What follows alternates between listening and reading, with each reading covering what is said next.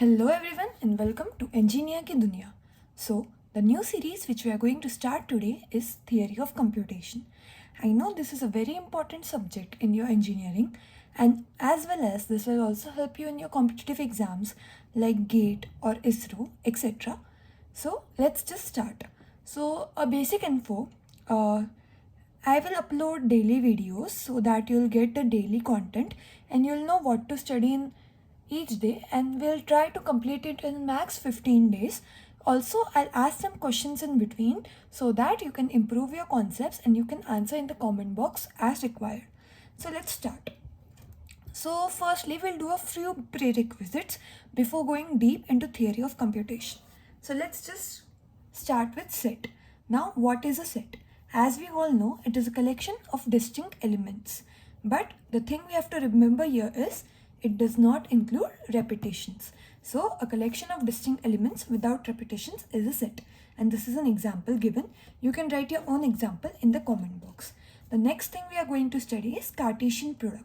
Now, what is a Cartesian product? So we have one example over here, a set A which contains A and B and a set B which contains 1 and 3.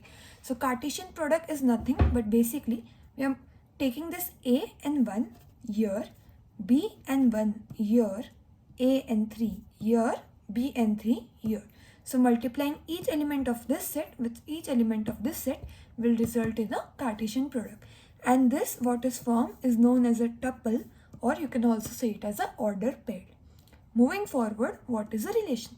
I know these concepts are already studied in 12th, but I'll just go through them quickly so that you can get a quick revision of the same. Now, what is a relation? Assume we have two sets A and B with the contents as A, B, C and D, E, F. So, a mapping from set A to set B is known as a relation. Here we can see we have three ordered pairs like A is to C, B to D and B to F. Here we can repeat, like we can have two values for B. So this is a relation, and thing you have to remember is every relation is a subset of the Cartesian product A into B. Okay, so moving forward,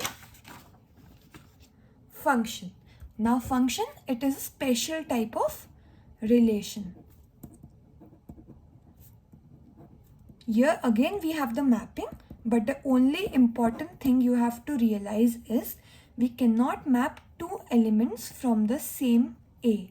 Here we can do it. Like we can see B and C are both mapped to 2. So right hand side it's allowed. But for the left hand side you cannot map two elements for the same. If we do it, it will just mean A is to 1 and here we can say A is to 2. So it will mean that 1 is equal to 2, which is false. Hence you cannot do it in a function, whereas you can see in a relation it is allowed. The next is sequences. Now we had studied about sets a while before, right?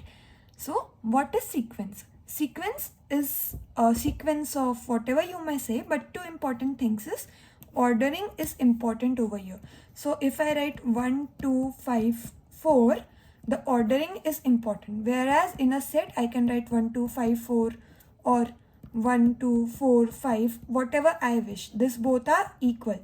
But in sequence, it won't be allowed. You cannot change the ordering, as well as repetition is allowed. I can repeat the number 1, any number, twice, thrice, whatever. But in sets, you cannot do it. So here is an example. A to Z is a sequence of alphabets. Now, as we are done with the prerequisites, let's now dive into TOC. Now we'll start with the basic thing, that is the linguistics. Linguistics are nothing but the language or the some terms which theory of computation will require, and hence we'll study them. So let's start with the very first one, that is an alphabet. Now what is an alphabet? It is a finite set of symbols. Symbols matlab kya ho gaya? 0 is a symbol, A is a symbol, anything can be a symbol. I can say, you can say 3.4 is a symbol if we are including decimal, okay? I mean if we are including floating numbers. Now, alphabets are represented by this sign. This summation sign is used to represent alphabets. Now, if we see only decimal numbers, these are the alphabets that we can get. That is 0 to 9. Nothing else can be included in this. If we see only English alphabets, A to Z this one, or you can say A to Z this one, are the alphabets. Now what you have to do is tell me what are the alphabets for binary. There are 2 alphabets for binary and you need to tell me what are those, and we'll discuss the answers in the next video so you can check if they are right or wrong. Now I hope you are clear with alphabets. Now let's move forward to what is a word or a string. It is a finite sequence of alphabet. Make sure you highlight the word finite. Finite sequence of alphabets. Now as you can see the first example, it is a finite sequence of this alphabet over here. So as you can see, ordering is important over here. I have wrote Anisha. If I change the order, the meaning of the sequence changes. Hence ordering is important. This is the finite sequence of alphabets of Hindi, you can say, or Marathi. This is a finite sequence of alphabets of binary. Also you can add some more and put it in the comment box. Now this is what a word or a string is, right? Now what is an empty string?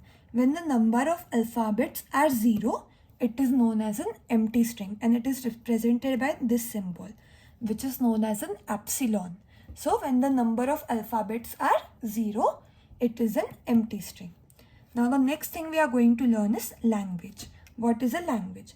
From the given alphabets, we can form a set of strings. Now this is a word or a string.